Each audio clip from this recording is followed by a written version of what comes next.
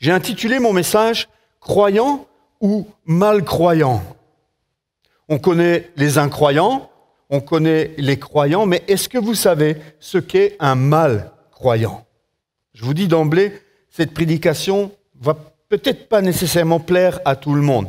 Il y a des choses difficiles dans cette prédication.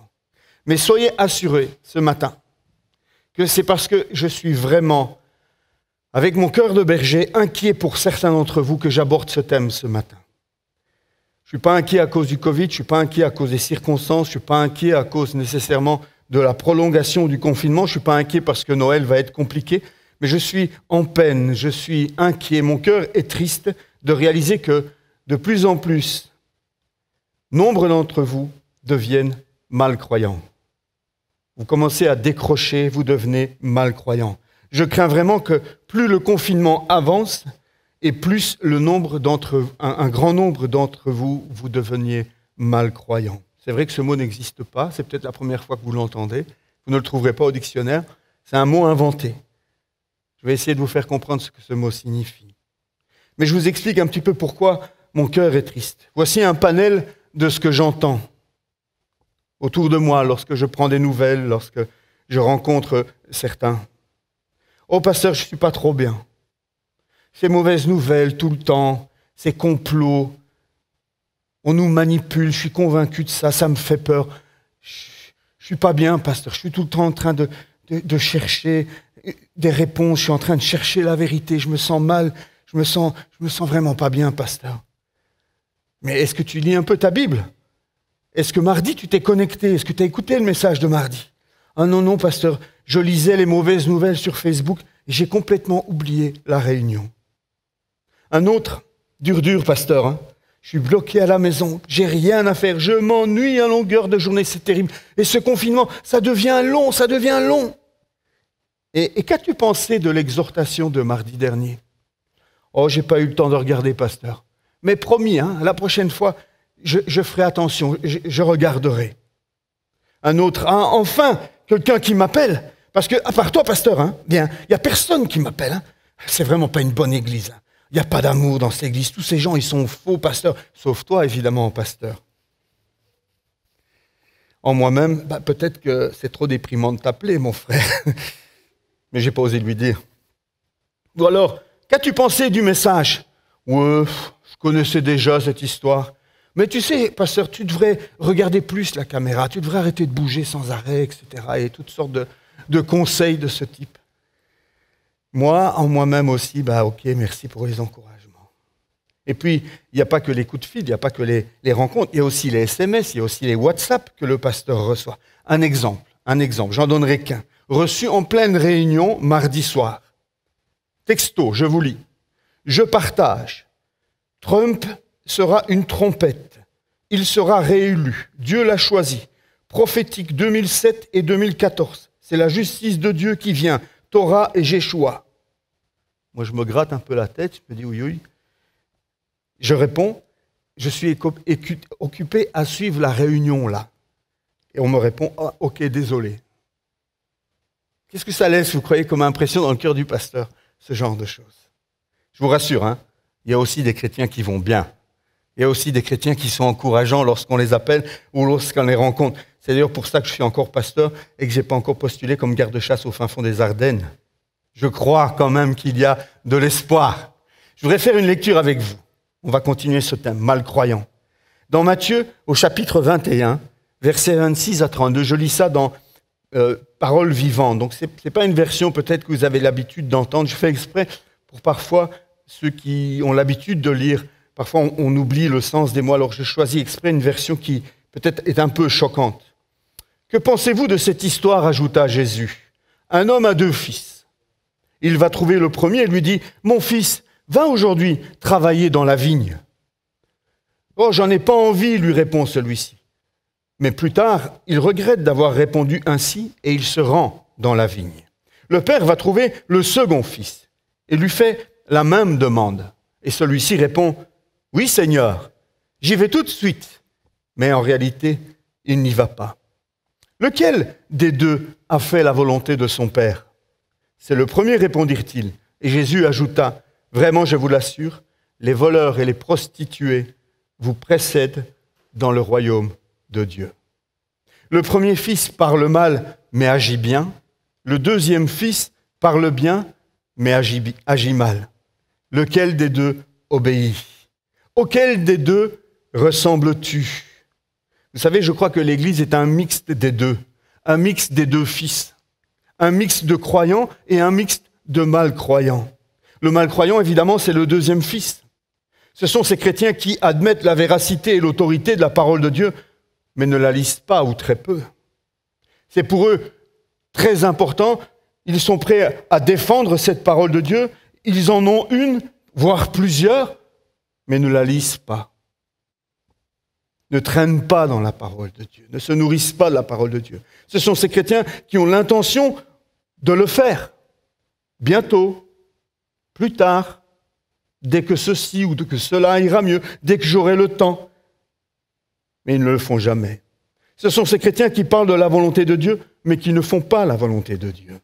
Ce sont ces chrétiens qui veulent faire la volonté de Dieu, qui cherchent midi à 14h pour faire la volonté de Dieu, mais les choses simples que Dieu leur demande de faire, ils sont incapables de le faire. Ce sont ceux qui veillent à garder une apparence de piété, mais seulement lorsqu'ils sont en public ou sur les réseaux sociaux. Parce que dès qu'ils se retrouvent seuls à seul avec Dieu, lorsqu'ils sont à la maison, lorsqu'ils sont dans un moment de silence, dans un moment tranquille, où ils pourraient prendre un temps avec Dieu, ils ne sont pas du tout attirés par les choses de Dieu. Ce sont des malcroyants. Le malcroyant se contente de dire, mais il ne fait pas. L'apôtre Jean nous parle du malcroyant et du croyant. Il nous donne une définition. Regardez ce qu'il nous dit dans 1 Jean, chapitre 2, versets 3 à 6. D'abord, il va définir ce qu'est un malcroyant. Nous saurons que nous l'avons réellement connu si nous conformons notre vie à ses commandements. Si quelqu'un dit « je le connais » et s'il ne suit pas ses directives, c'est tout simplement un menteur. Jean ne va pas par quatre chemins. C'est tout simplement un menteur. Il prouve que la vérité n'a pas de place en lui. C'est le malcroyant. Par contre, dit-il, celui qui observe sa parole montre par là qu'il aime Dieu de façon parfaite. C'est le signe, dit Jean, c'est le signe qui nous permet de savoir que nous lui appartenons.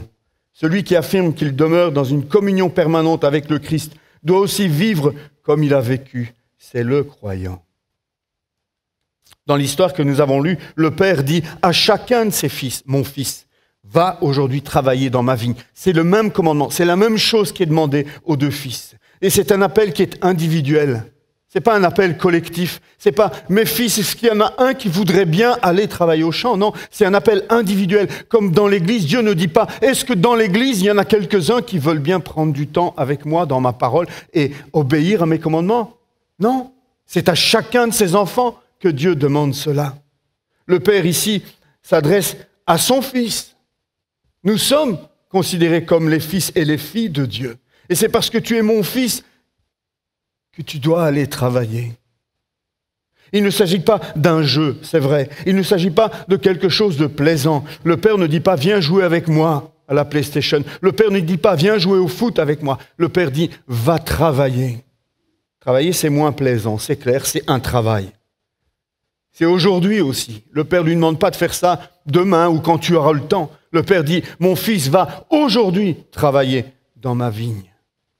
Et enfin, c'est dans sa vigne, c'est dans la vigne du Père. Et par conséquent, c'est aussi la vigne du Fils, puisqu'il est l'héritier du Père. Je ne sais pas ce que ce Père répondrait, mais Jésus a déjà répondu, serviteur méchant et paresseux, à celui qui avait caché son talent, à celui qui avait refusé de mettre son talent au service de Dieu, à celui qui avait préféré, parce qu'il ne connaissait pas Dieu, qu'il pensait que Dieu était quelqu'un de sévère et de méchant, il avait caché son talent. Dieu l'a traité de serviteur méchant et paresseux. Ma question ce matin, c'est pourquoi nourris-tu ton âme de mauvaises nouvelles, de fausses nouvelles sur Facebook et consorts, alors que tu devrais te nourrir ton âme de la bonne nouvelle.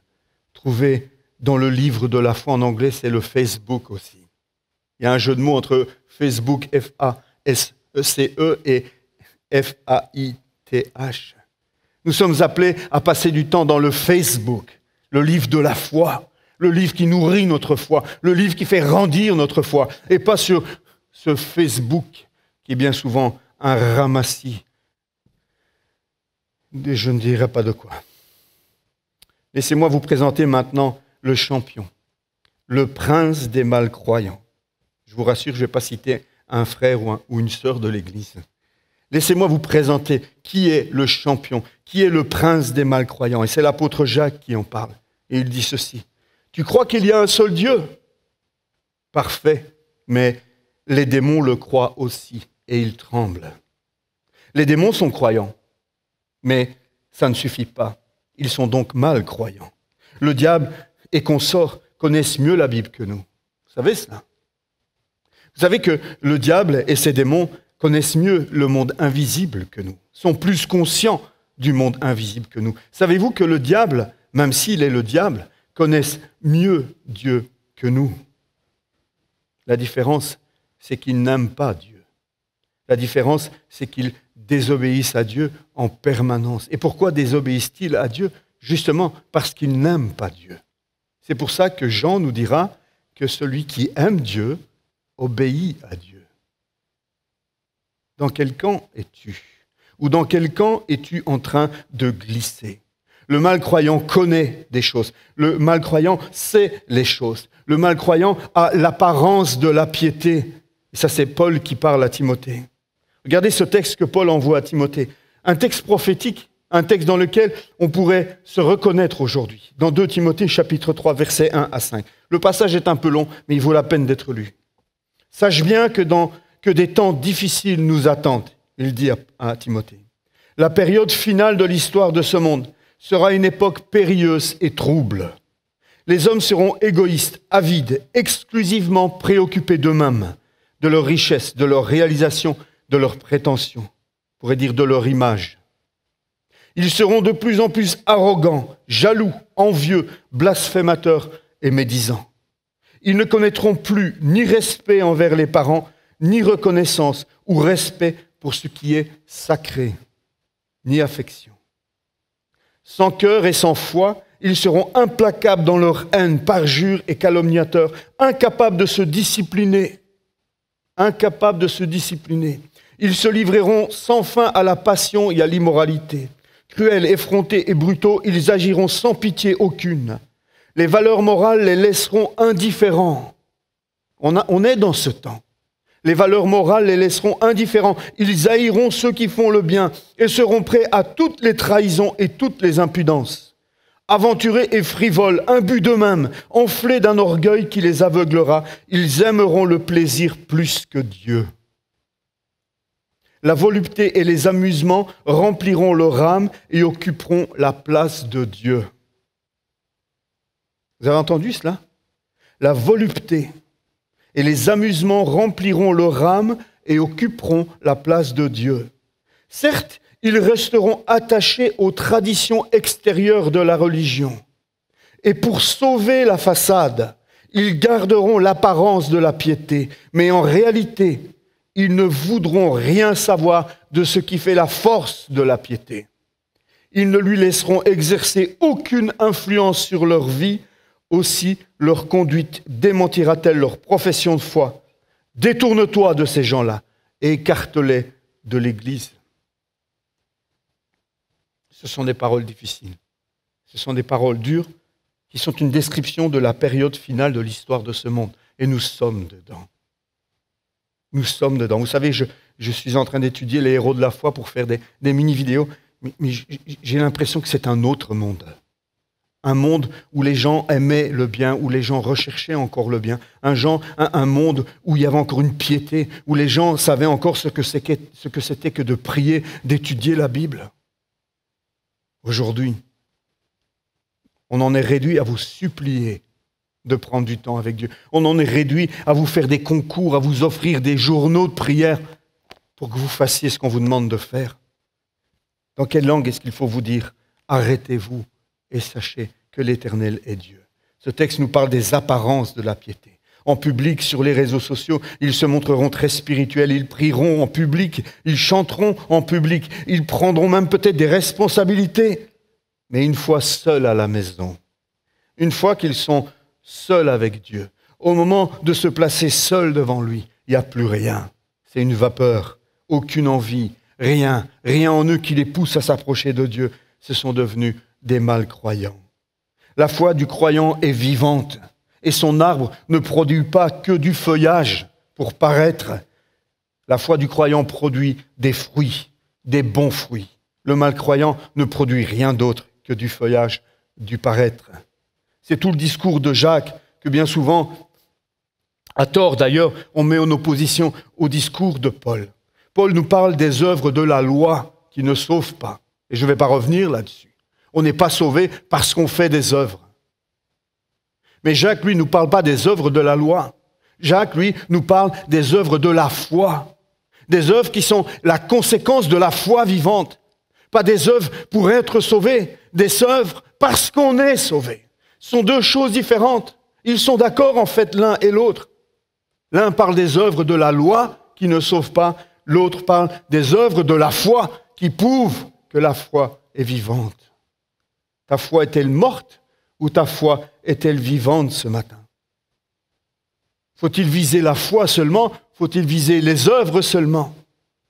On raconte l'histoire de ce vieil homme qui, comme travail, faisait traverser la rivière à tous les passants qui voulaient aller de l'autre côté de la rivière. Et il faisait ça dans une petite barque avec ses deux rames. Et un jour, un des passagers de sa barque réalise que sur une des rames, il a gravé le mot foi et sur l'autre rame, il a gravé le mot œuvre. Alors, intrigué, le passager de la barque lui dit « Mais monsieur, qu'est-ce que ça signifie ?» Et le vieil homme, tout content de pouvoir témoigner, de pouvoir dire et de révéler une vérité, ne dit pas grand-chose. Mais il se met simplement à ramer avec la rame foi. Et le bateau se met à tourner sur lui-même. Ensuite, il arrête, il change de rame et il se met à ramer avec la rame œuvre. Et le bateau se met à changer de sens, mais toujours à tourner en rond. Et finalement, il saisit les deux rames, regarde le passager et se met à ramer de manière synchrone avec les deux rames. Et le bateau se met à avancer dans la bonne direction et avec force, avec fruit. Il n'y a pas eu besoin de beaucoup de mots. Le passager a vite compris. Jacques nous dit dans Jacques 2, 26, « Comme le corps sans esprit est mort, de même la foi sans les œuvres est morte. » Non, Paul et Jacques ne s'opposent pas. On pourrait dire qu'ils sont tous les deux en face de la même boule, une boule creuse. Et l'un des deux est à l'intérieur de la boule et l'autre est à l'extérieur de la boule. Et l'un dit « Ah, une boule, c'est concave. » Et l'autre dit « Ah non, une boule, c'est convexe. » Mais les deux ont raison. Les deux sont nécessaires. Quelqu'un a dit « Une foi morte, c'est une foi simplement humaine. » Ou une simple croyance intellectuelle, et non la foi vivante qui prend sa source en Dieu. Les démons partagent cette foi humaine, cette foi morte, comme le montre le verset de Jacques que je vous ai lu tout à l'heure. En apparence, cela ressemble beaucoup à la vraie foi, mais à y regarder de plus près, on découvre qu'elle est fausse. Elle n'a pas d'œuvre. C'est un arbre sans fruits qui n'a que des feuilles.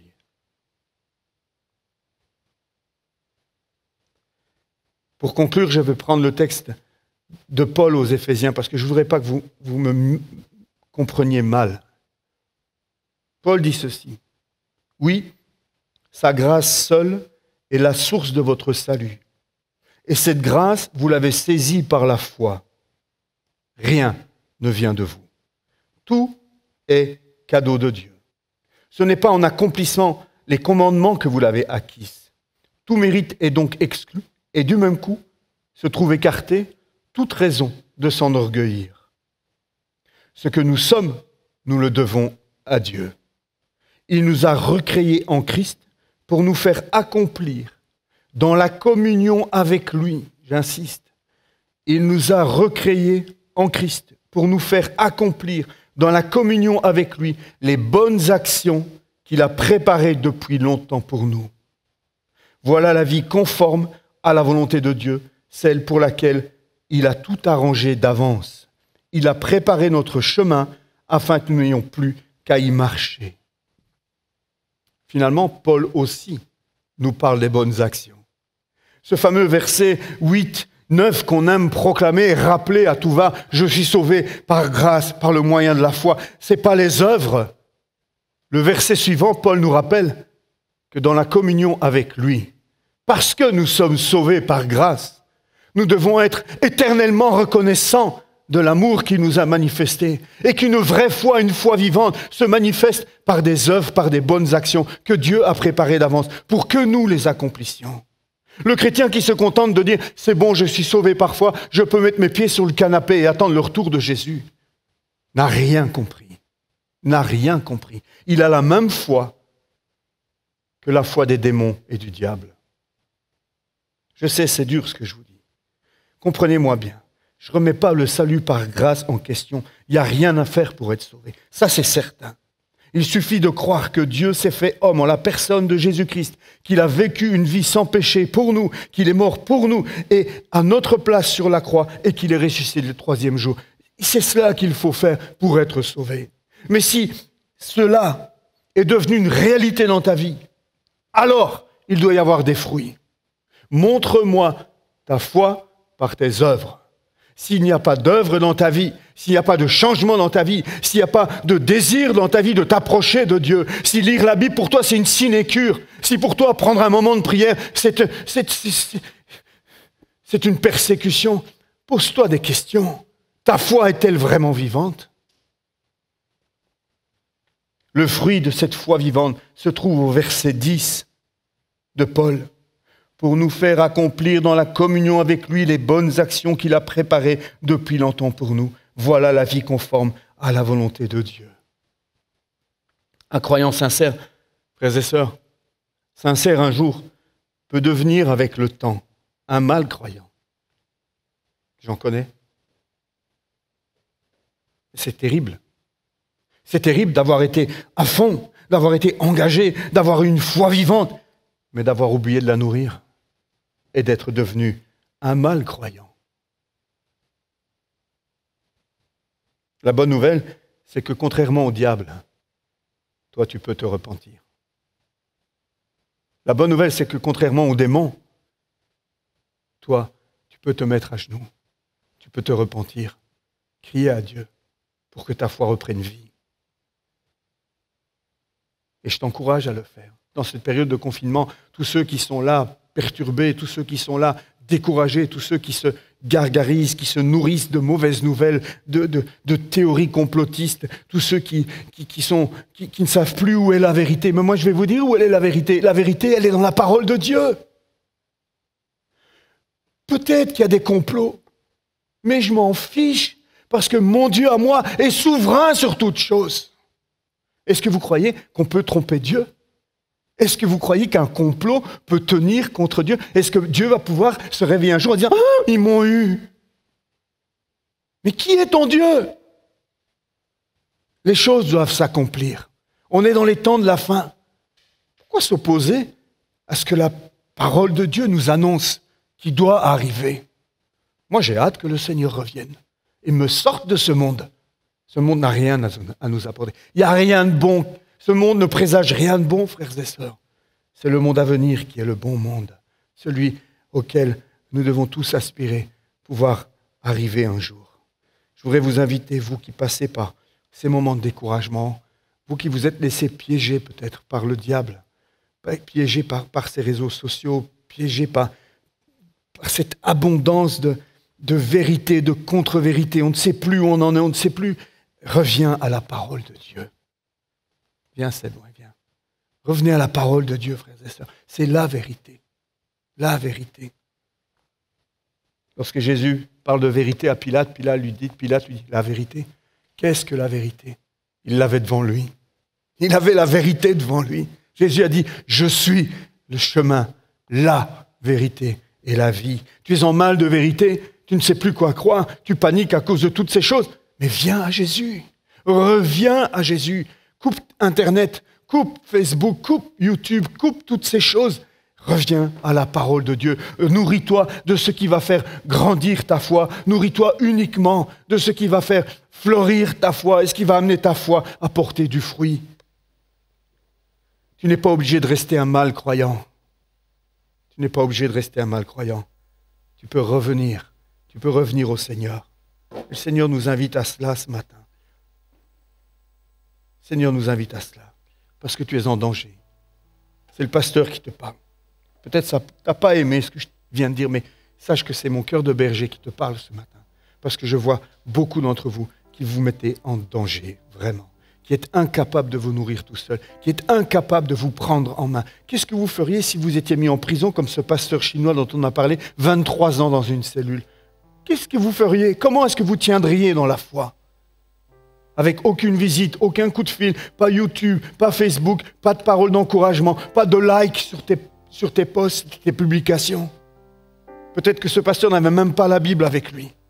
Je connais des histoires de chrétiens enfermés comme ça, qui, de cellule en cellule, essayaient de se rappeler de versets qu'ils avaient appris. Et ils avaient essayé de reconstituer, à force de versets qu'ils se disaient à voix basse entre les barreaux des cellules. Ils avaient essayé de reconstituer un maximum de la parole de Dieu. Et ils avaient tenu bon comme cela. Et nous avons des Bibles qui prennent la poussière dans nos bibliothèques. Nous avons des Bibles multiversions sur nos iPhones, sur nos iPads, sur nos tablettes, sur nos ordinateurs. Nous ne les compulsons jamais. Ta foi a besoin d'être nourrie et elle a besoin d'être nourrie de la parole de Dieu, de ton intimité avec Dieu. Et les bonnes actions, il y en a plein. Mais ça commence par la bonne action d'obéir à Dieu et de venir à lui. La bonne action de répondre à son invitation matinale. La bonne action de dire « Mon âme bénit l'Éternel ». Mon corps n'a pas envie. J'ai envie de faire autre chose. Mon corps me pousse à faire autre chose. Ma chair me pousse à aller vers là, vers ceci, vers cela, à regarder ceci ou cela. Mais je dis à mon âme, bénis l'Éternel. C'est pas ma chair qui doit diriger ma vie. C'est pas la chair qui doit diriger la vie du chrétien. S'il est né de nouveau, c'est l'Esprit de Dieu qui habite en lui. C'est un cri de mon cœur ce matin. C'est un cri de mon cœur. Parce que dans 2 mois, à la fin de ce confinement, si on se retrouve ici, qui aura gardé la foi? Et le Seigneur disait la même chose. Quand je reviendrai, trouverai-je encore la foi sur la terre? Qui dit que ce n'est pas justement ce confinement mondial, où Dieu est en train d'écrémer son Église, où Dieu est en train de tester ses enfants pour voir qui est vraiment attaché à lui. Si tu aimes le Seigneur, c'est le moment de te réveiller. Seigneur, je veux prier pour mes bien-aimés, mes fidèles, les brebis que tu nous as confiées.